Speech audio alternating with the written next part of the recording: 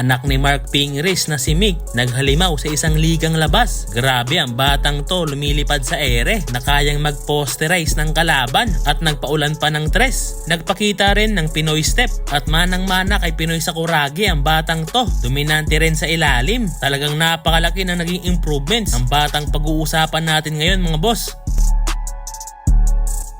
Sa mga hindi nakakakilala sa anak ni Pinoy Sakuragi, siya ay nagangalang Mick Pingris. Siya ay naglalaro bilang shooting guard at small forward. Si Mick ay kasalukuyang 17 years old at may height na around 6'1" to 6'2". Minsan na rin nating na-featured ang anak ni Mark Pingris at ngayon ay masasabi kong napakalaki talaga na naging improvements ng batang to makalipas lang ang ilang buwan. Katunayan ay nakapagtala pa nga to ng 26 points sa isang liga na kung saan nakalaban niya ay mga matatanda at veterano na sa basketball.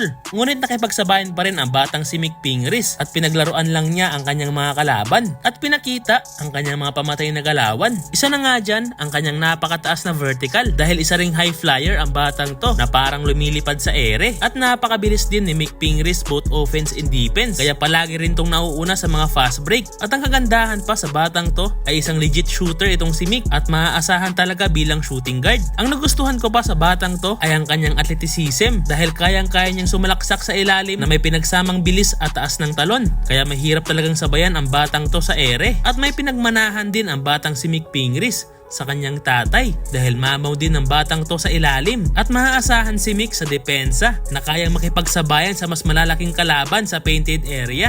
Ngunit may kailangan pang ma-improve ang batang to tulad ng kanyang ball handling na minsan ay nabibitawan niya ang bola na magiging sanhi ng turnover. Ngunit overall ay masabi kong napakalaki talaga na naging improvements ng batang to at hindi dahil sa hype kundi makikita mo talaga sa laruan ni Mick Pingris. Mukhang ito na yata ang magmamana ng husay at galing ni Pinoy Sakuragi. Ito nga't panoorin natin ang kanyang mga highlights sa ligang pinaglaruan niya. At kayo na nga ang bahalang humusga sa batang to mga boss.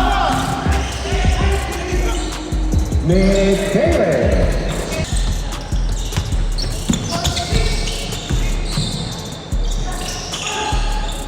Marquis Mick Taylor. Mick Taylor.